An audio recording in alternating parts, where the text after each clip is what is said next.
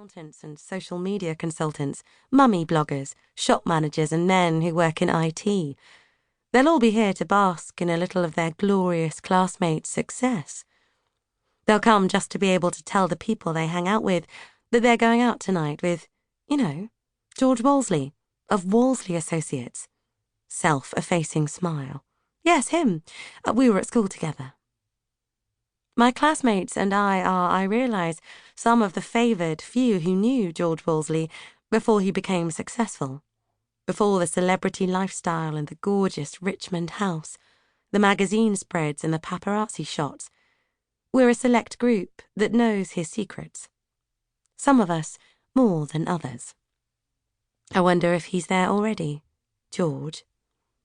On the pavement, the sound of unsteady heels makes me turn and I see two women, clutching each other's arm and sheltering under one umbrella, approach the door.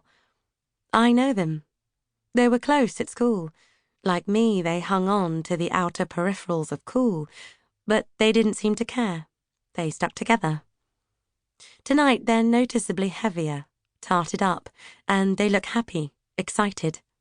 They're giggling, and I picture them half an hour ago in the cluttered family kitchen of one of their homes, generous glasses of white wine in their hands as they down a bottle for Dutch courage. Am I jealous? Oh, please. The women wrench open the heavy door and step inside the bar. I hear a snatch of music, laughter, but not George's voice. My thoughts slide towards Ness, also officially going. Perhaps it's because of her, not George, that butterflies are dancing in my stomach. But it's all history now. Water under the bridge, and I need to make a stand. Okay, I say to the driver. I'm ready. Sure. I pass over some notes, slither out of the cab and pull open the door to the bar before I have time to change my mind. 2. I'm up at the bar, my back to the room, listening to a woman I used to sit next to in French class tell me about the successes of her 3 marvellous children when George and Ness arrive. I suppose I've been there for 45 minutes? An hour, tops. I hear the door open and the bar seems to stop, to pause, as everyone turns to see the golden couple walk in. My peers may deny it, but they've all Googled him. Everyone in the room knows who George is these days.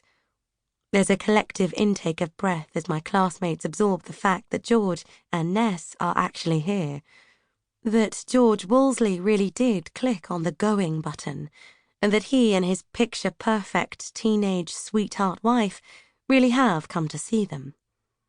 I know what every single one of them is thinking. OMG, I have to get a selfie with him. George breaks. His voice rings around the wine bar, somehow drowning out the music, which, up to this point, has been abrasive. I turn to face the room. Hey, long time, he says, in that affable voice I remember from the sixth form, and I see his smile, the way it envelops everyone in the bar, making them feel wanted, included, valuable, a missing part of George's wonderful life. He rubs his hands together and his voice takes on the tone of a game show host. So, how's everyone tonight?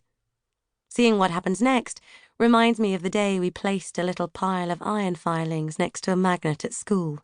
Vroom. George is surrounded. I turn back to my companion. So, tell me again about the music lessons. How exactly did you decide on clarinet instead of oboe? She's only too happy to explain the process of choosing the right instrument for your child and the lesser-known benefits of learning music at a young age. But I notice that as she answers, she keeps a keen eye on George and Ness, and it makes me want to kick her in the shin. We get through a few more minutes of football and ballet and how the eldest son's in the top math set. Then my companion suddenly whispers, OMG, he's coming over. For a second, I actually think she means her son. No, she giggles, giving me a nudge. She flicks back her hair. George Wolseley. Stella Simons? George's voice is right behind me, so I take a breath and turn to face him, a pleasant smile on my face as I absorb the sight of George Wolseley, aged 33. His teeth are straight.